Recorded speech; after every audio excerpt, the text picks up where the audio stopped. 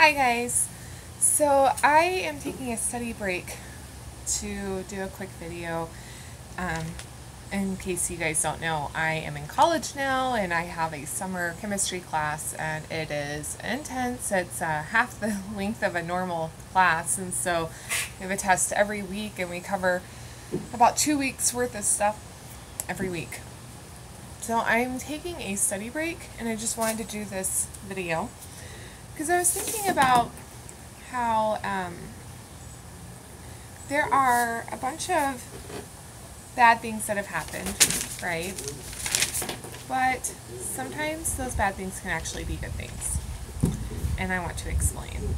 So on my channel, I have talked a lot about my struggles with mental illness, and I often, if I have advice, like to share it in case it can help someone else. And I think that thinking about these things in this way has really helped me.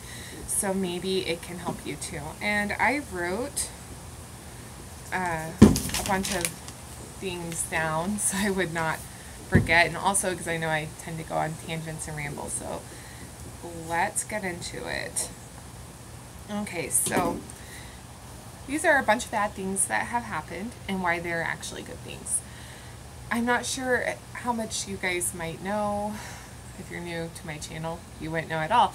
But my childhood was pretty rough. And, I mean, there were good parts and there were bad parts. And there were parts that were just like maybe unusual, but weren't like necessarily good or bad. And I would not want someone to have the childhood I had. However, because I had the childhood that I had, I did get some really good things out of it.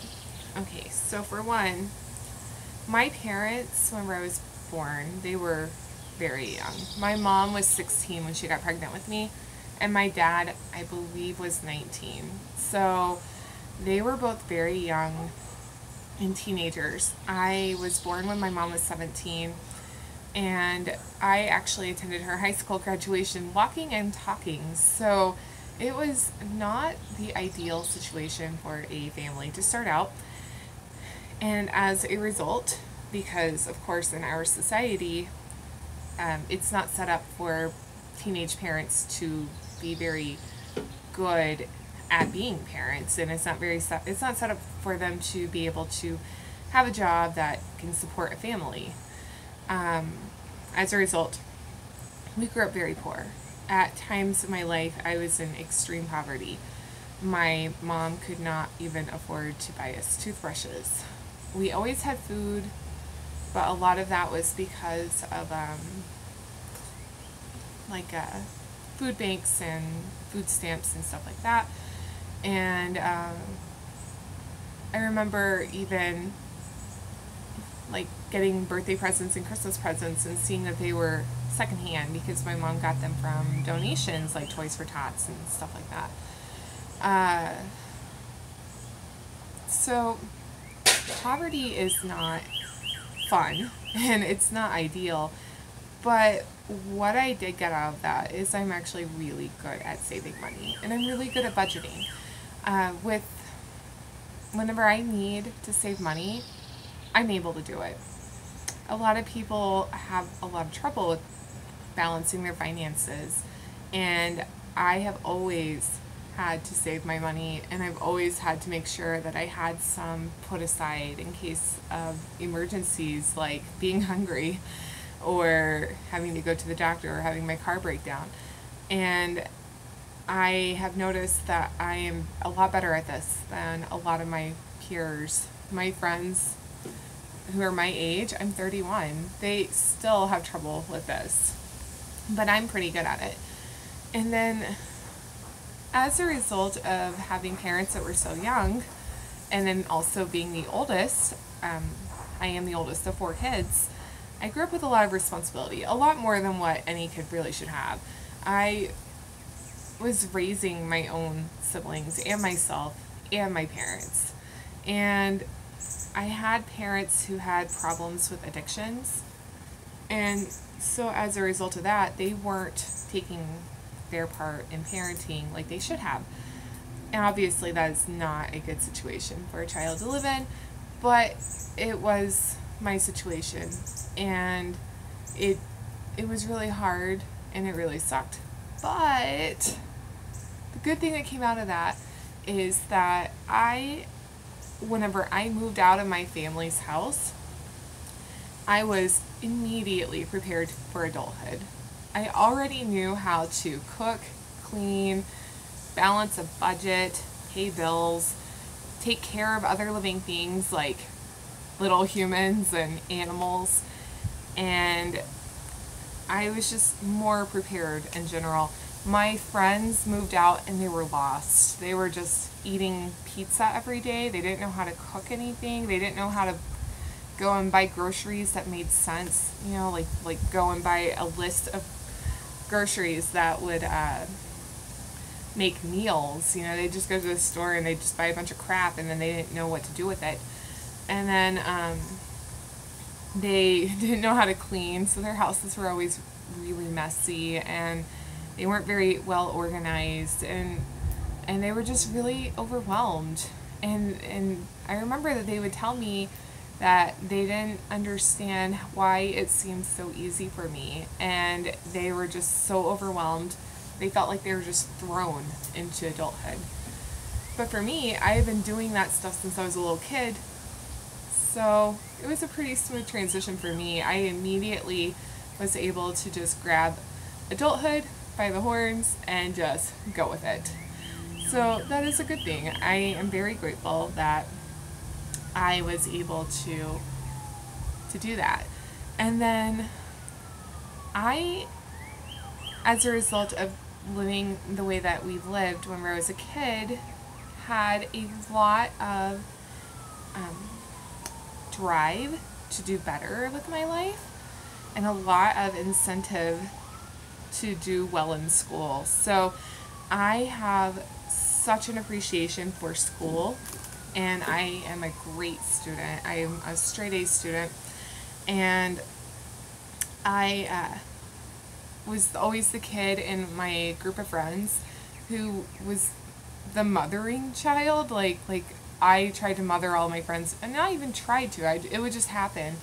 But I was always the one that was making responsible choices, and I took that very seriously. I felt like, especially since I was the oldest of 4 kids, I felt like it was my responsibility to be a good role model for my siblings, and I took it very seriously. So I didn't do a lot of the things that other kids were doing, such as like sneaking out, skipping school, doing drugs, having sex, drinking alcohol. I didn't do any of that in high school. So, and I've actually still have never smoked or done drugs, and I quit drinking alcohol completely for 10 years. Once I turned 21, I just completely quit, and then a year ago, just started drinking like little bits of wine here and there, but I don't drink alcohol because, like liquor and stuff like that. Just like a glass of wine, and the wine I like doesn't have very much alcohol in it, and it's just because I enjoy the flavor. I am not trying to get any sort of like buzz or anything like that from it. And that also is, I'm not sure how many of you are going to be old enough to remember this, but there was this TV campaign called What is Your Anti-Drug? I would say that the situation I grew up in was my anti-drug. I saw how much addiction hurt everyone around them, and I could never do that to someone I loved. So watching my family and how my family was hurt by addiction kept me from ever even trying drugs, and it kept me from ever trying anything addictive. And in my family, they allowed us to drink alcohol as kids, not to like get drunk or anything. They just figured if it was allowed for us to drink it and try it anytime we asked, then we wouldn't have a need to sneak out and do it. Then that would keep us from doing that. And so that was my parents' philosophy on that, and it worked for me. If I wanted to try something, I could go home and ask if I could try it if we had it, and I never felt the need to sneak around to try it. But then once I hit about 21, I just decided I didn't want to drink alcohol anymore, because I did drink a little bit more once I hit 21 and I could actually get out and do stuff. And, oh, hold on, my camera is getting hot. If I try to charge it while I'm recording, it does that, sorry. Okay, so, as a result of seeing, like, what my family went through, it made me make the responsible choice to just stop drinking, and before I had a problem, and so I never had a problem. And then now I only drink little bits of wine here and there. I still have not had liquor or anything like that. And because of my family's situation with all of my parents being so young, in case you don't know, I have so many parents. I have a dad and 3 moms. At that time I only had 2 moms. Now I have a 3rd. Both of my moms were teenagers whenever they started having kids. My youngest mom was 14 years older than I was. So I saw how hard it was for them, and it kept me from doing risky things that would put me in that situation, such as having sex in high school. So I didn't do that. And I'm very grateful that I followed that path, because I see people who were my friends in high school who didn't follow the same path that I did, and they really struggle a lot more than I do in a lot of ways. So I'm very grateful for that. And starting in high school, I had an abusive relationship. And then out of high school, whenever I was in college, I had an abusive relationship which turned into a marriage. And obviously that is bad, but I'm going to explain why it was actually a good thing in the end. The one in high school, that one was very mentally and physically and sexually abusive. And then the marriage was very physically and verbally and mentally abusive, but not sexually abusive. And I started to notice that was a pattern, obviously. It happened to me twice, and most people never go through that. And before I ever went through that, I never understood why a person would ever be in an abusive relationship.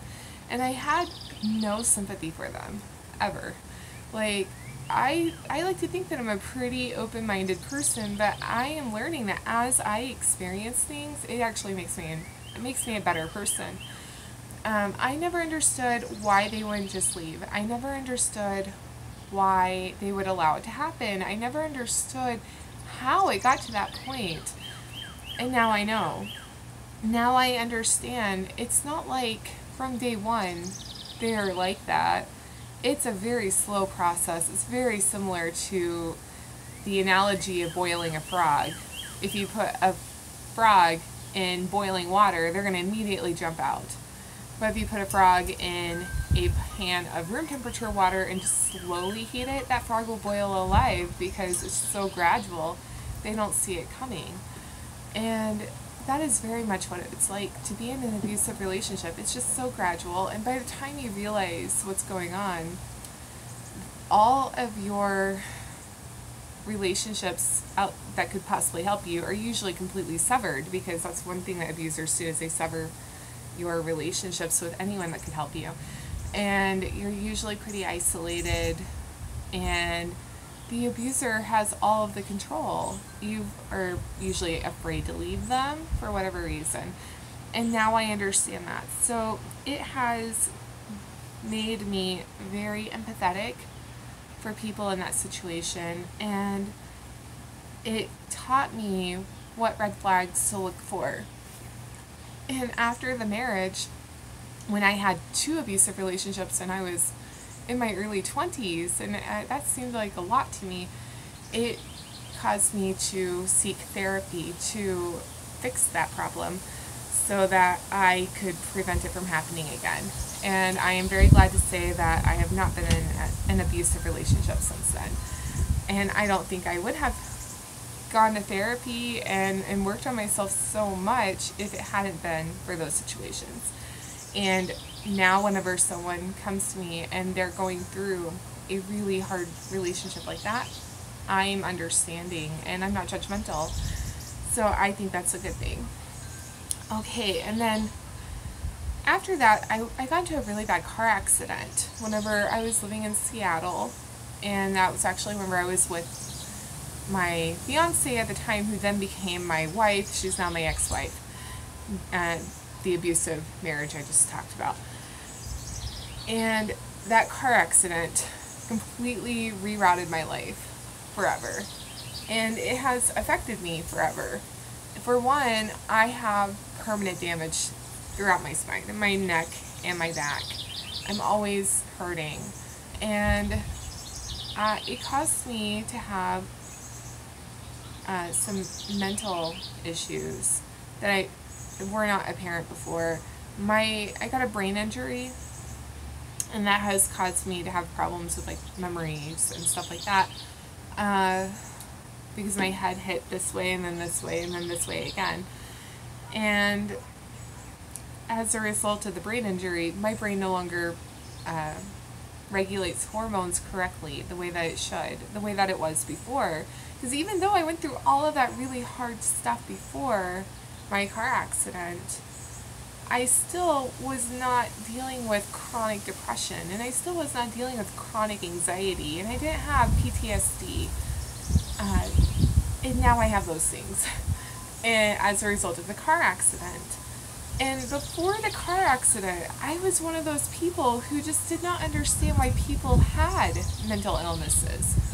I was one of those people who would just say, get over it. Just choose not to be sad. Just be happy. And now I get it. I've been on both sides. Now I understand that having a mental illness like depression is not a choice. It is a physiological condition. My brain does not regulate those hormones correctly.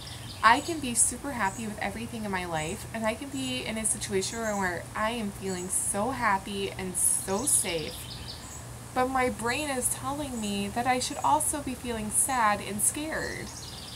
And I will question it, and I'll be like, why am I feeling this overwhelming sense of gloom and fear? But I don't understand it because there's nothing contributing to it. And that is mental illness. So now I am a lot more empathetic and understanding and a lot less judgmental of invisible illnesses such as mental illness. And I think that's a good thing. I have lost some jobs, and it's always really devastating whenever it happens. But after I find a new job, the new job is almost always an improvement.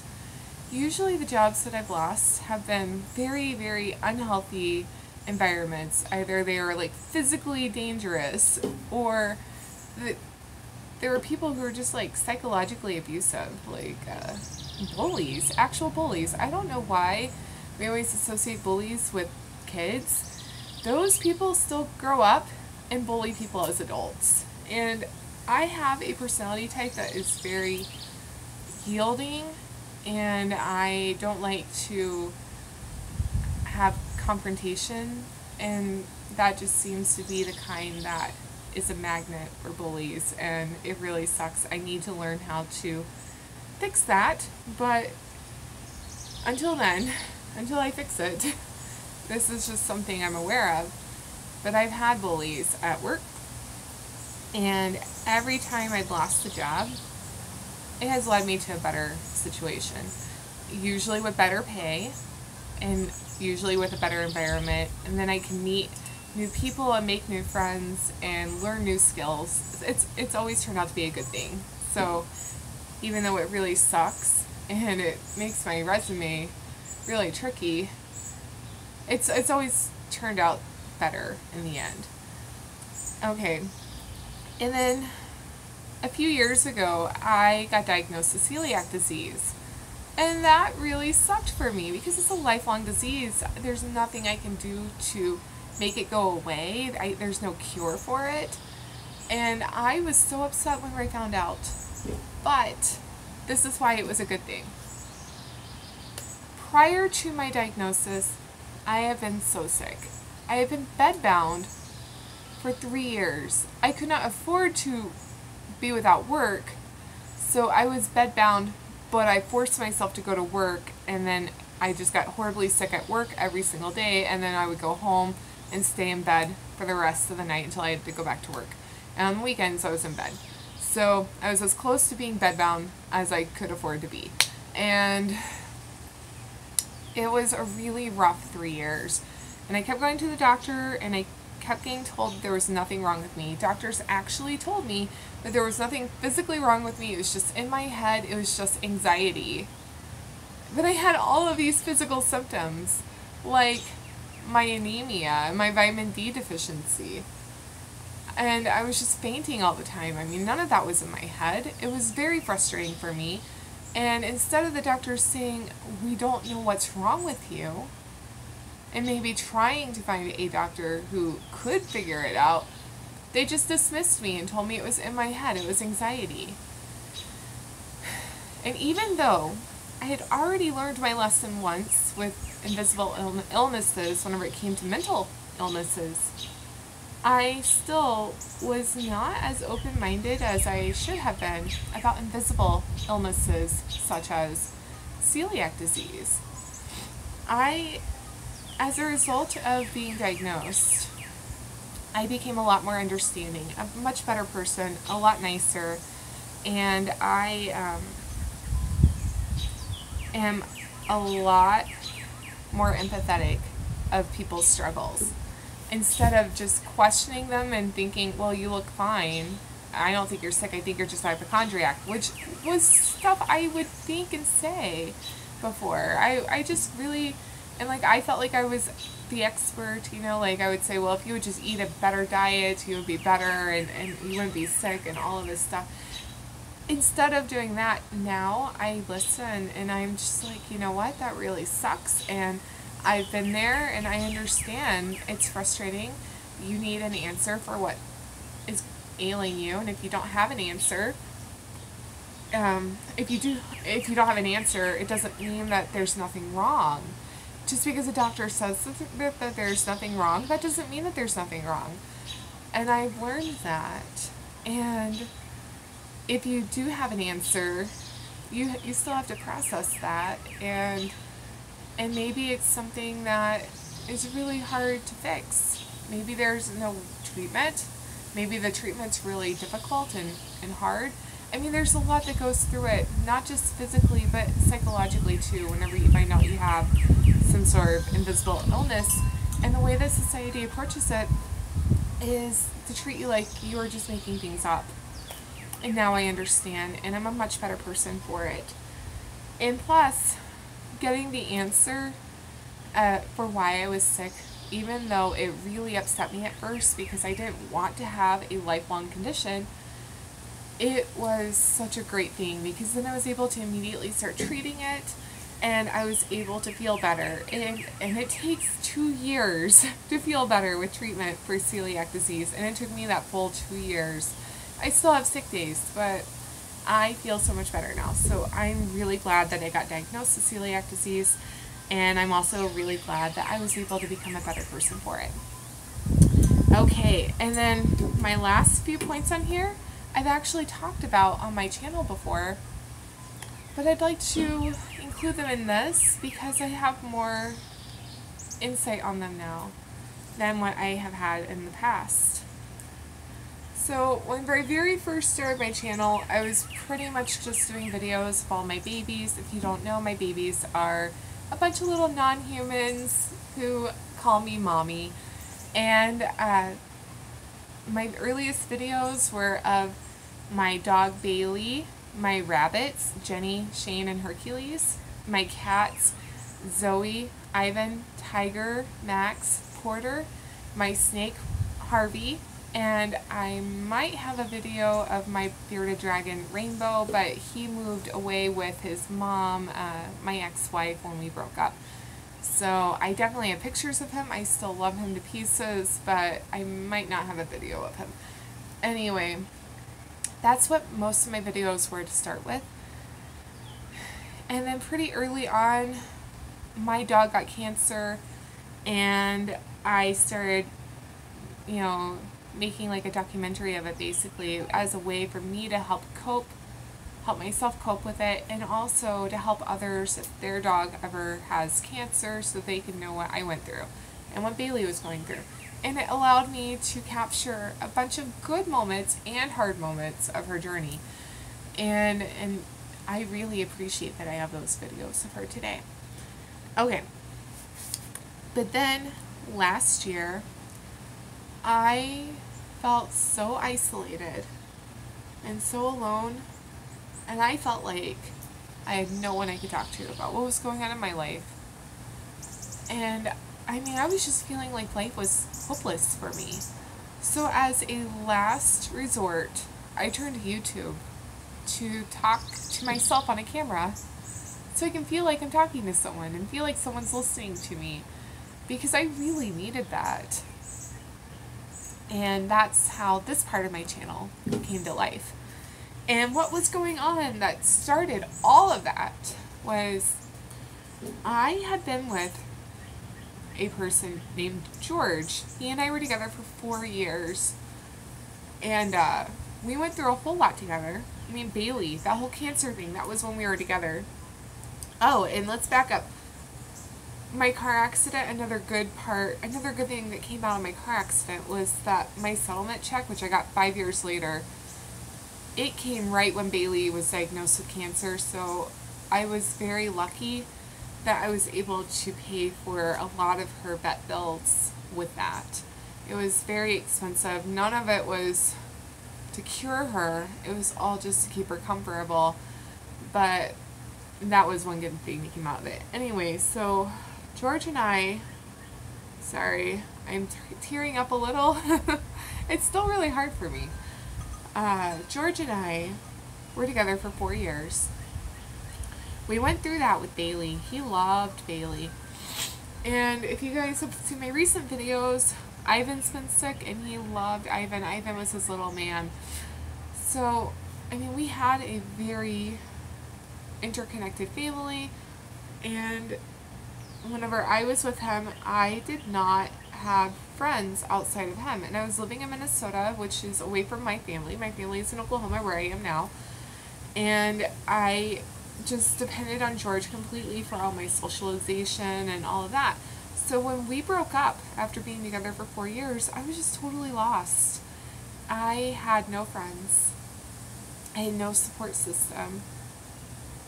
I had never really explored Minnesota because I had only done things that we did together. And I didn't know how to be alone. And breaking up was so hard.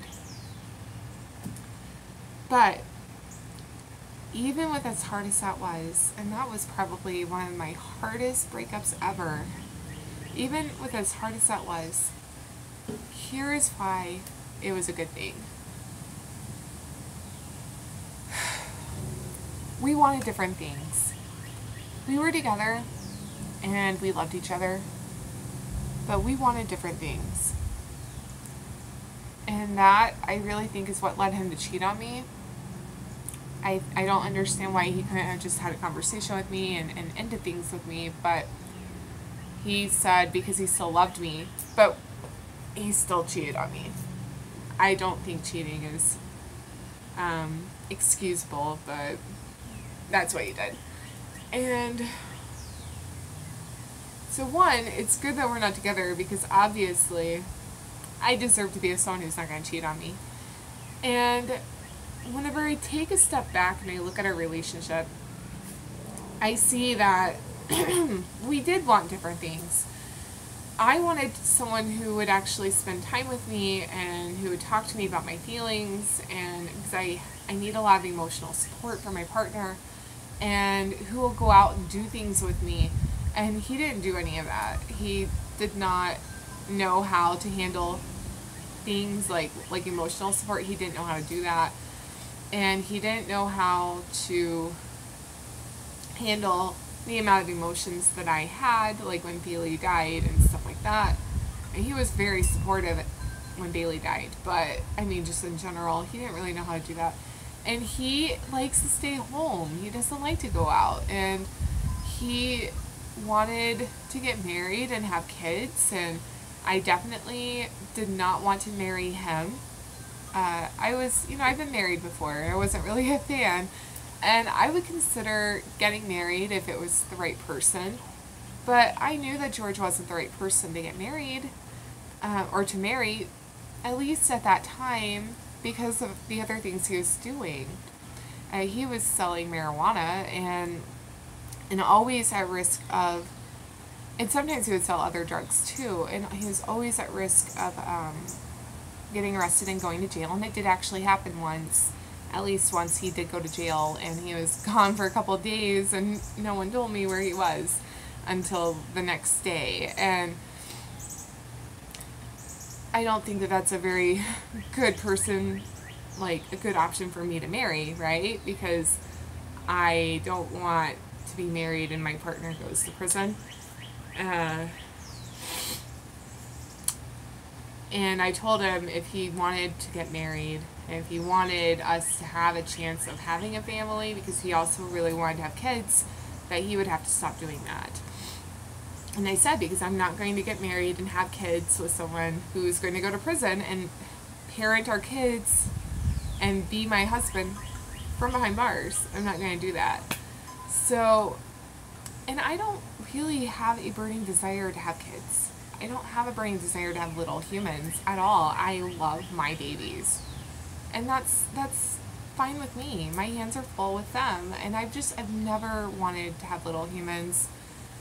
But it was something that was important to him. And maybe if I had the right partner, maybe I might change my mind. But I don't feel like it's a strong chance that I would change my mind. And I don't think I would ever change my mind in the absence of that. Anyway, because we broke up, he was able to find someone who wanted the same things he wanted and apparently could overlook the problems I had with it. And so he got married and they had a little girl. I don't know her name, but she was born a few months ago. And because we broke up, I was able to meet my best friend Mang. And I love Mang so much. I am so appreciative of Mang. Oh my gosh, I'm going to cry because I miss Mang so much. I've moved to from Minnesota to Oklahoma, and I haven't seen him in months, and I really miss him. Oh. Mang is probably one of the best things that has happened to me in years. Mang taught me so much. He taught me how to get out of my comfort zone and get out and try new things. If it weren't for Mang, there are so many experiences I wouldn't have had. And I wouldn't have had any of those if I hadn't broken up with George. Because I only started looking for friends because whenever George and I broke up, I had none. And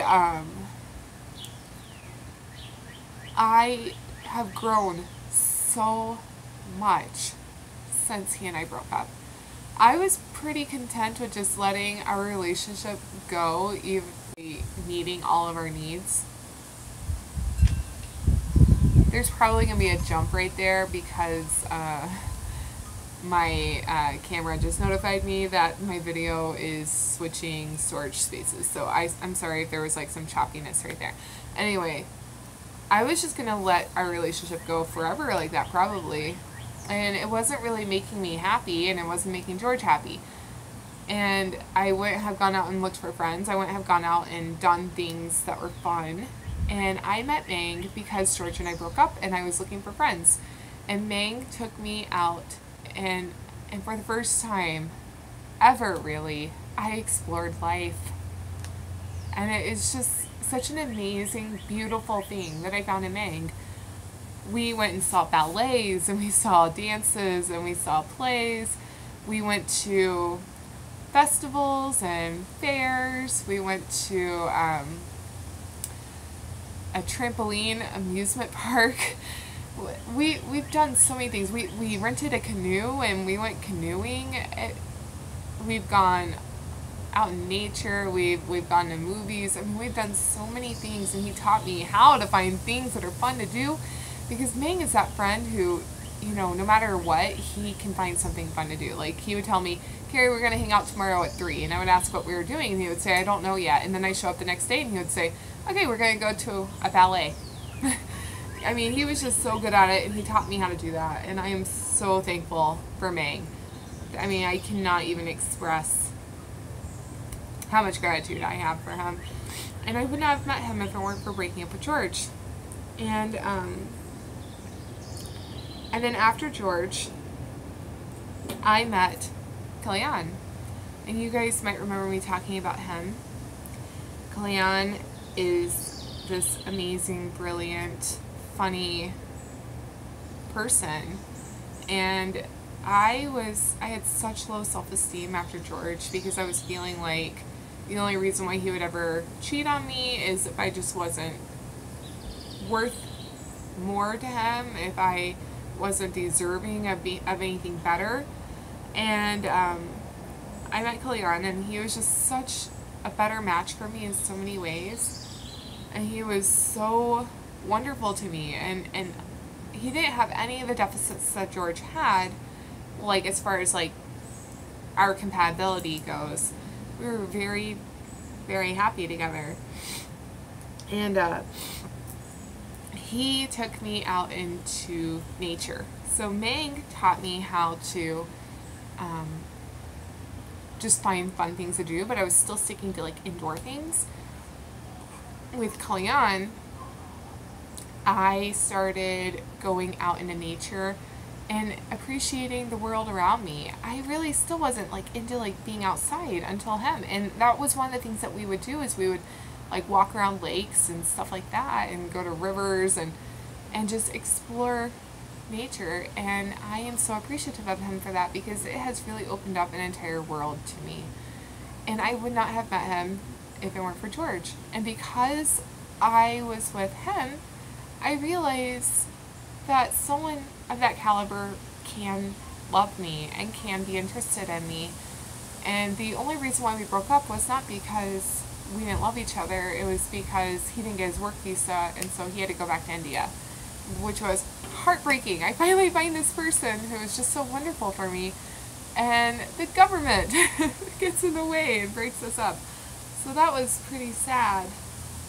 But from that situation, I continued to learn this love of nature, and I learned so much from him. I really admire how confident he is and how independent he is, and as a result of his having to leave, I have made it a goal of my own to be more like that, to be more confident and be more independent.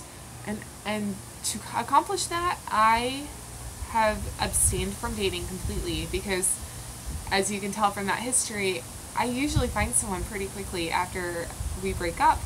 And I felt like I needed to, I clearly wasn't over what had happened with George, and I wasn't completely healed, and I needed to learn how to be my own independent person. And I really admired it in Kalyan, like how independent he was and how he was never as anxious and scared in the relationship as I was, because I was always worried that he just didn't like me anymore, didn't love me anymore. And he never had that fear because he was confident and independent and secure. And I really want those things. So because I met him and because I got to see that, I've made that a goal for myself. So I have been single for over a year now because of that. And I feel like the amount of growth I've had since then has just been extraordinary. And people in my life are noticing it. My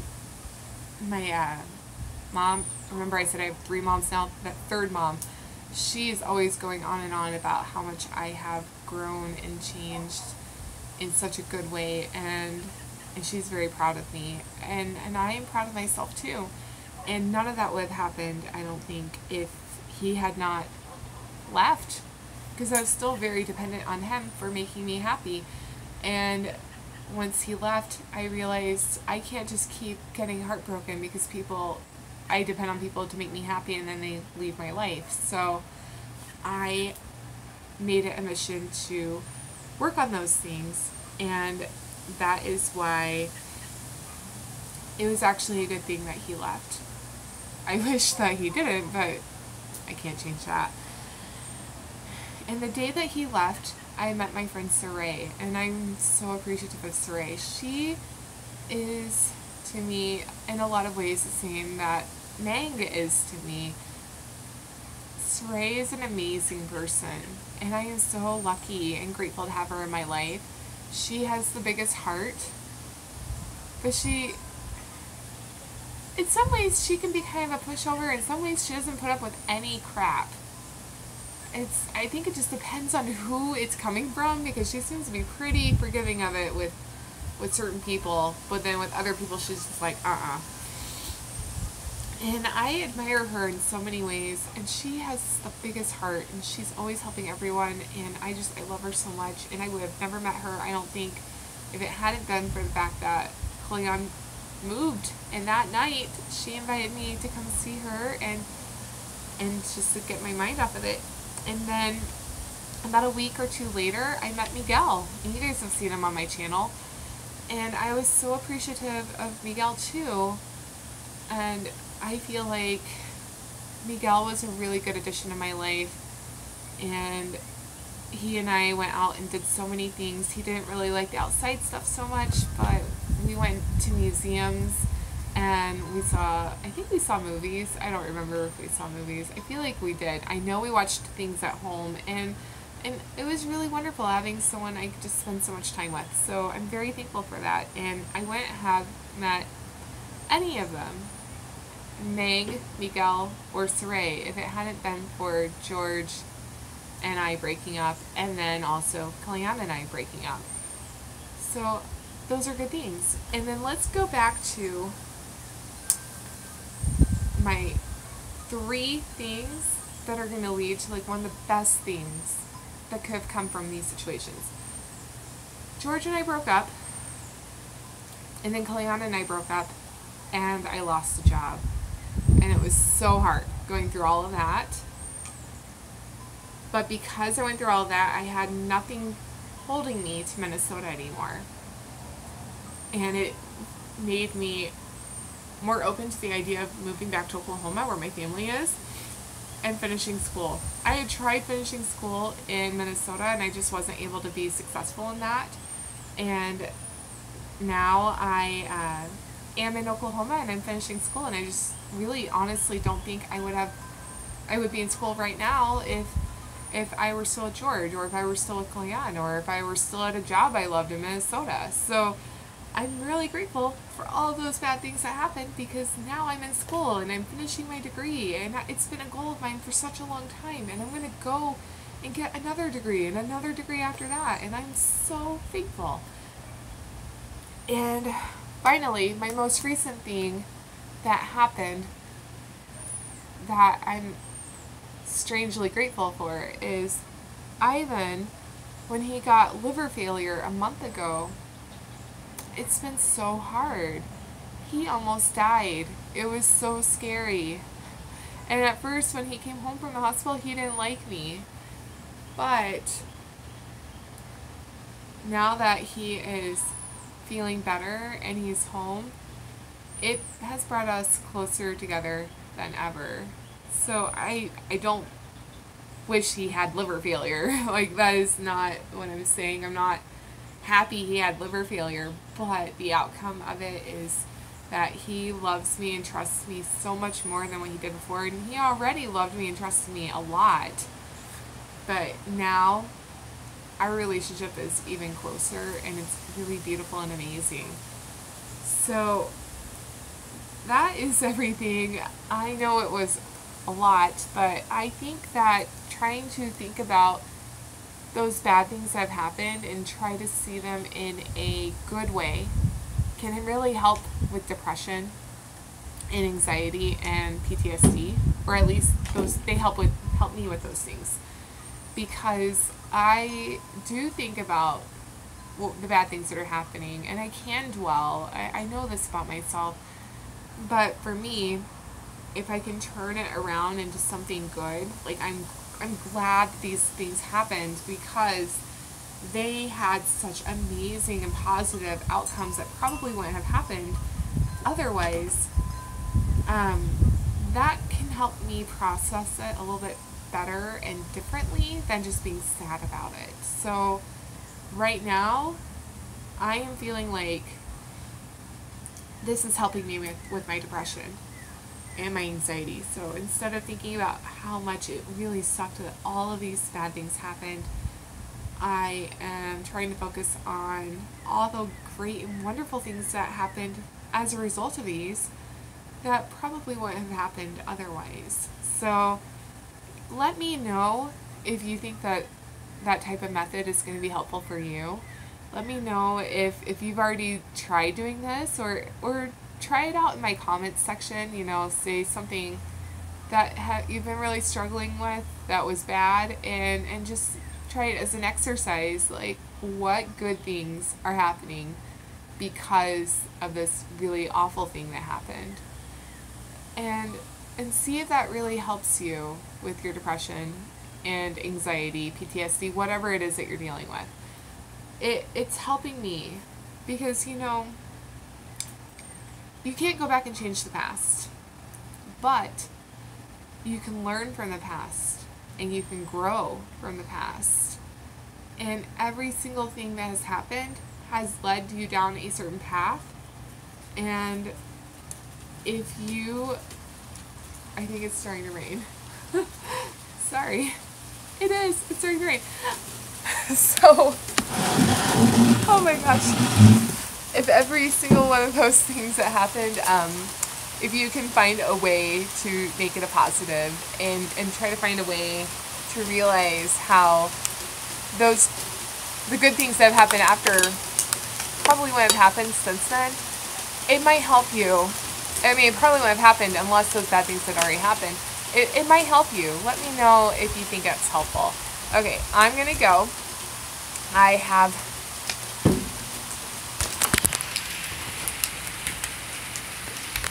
Okay, and my thing just told me my phone is overheating now, so sorry, that camera angle is probably weird. I'm going to go. I'll talk to you guys later.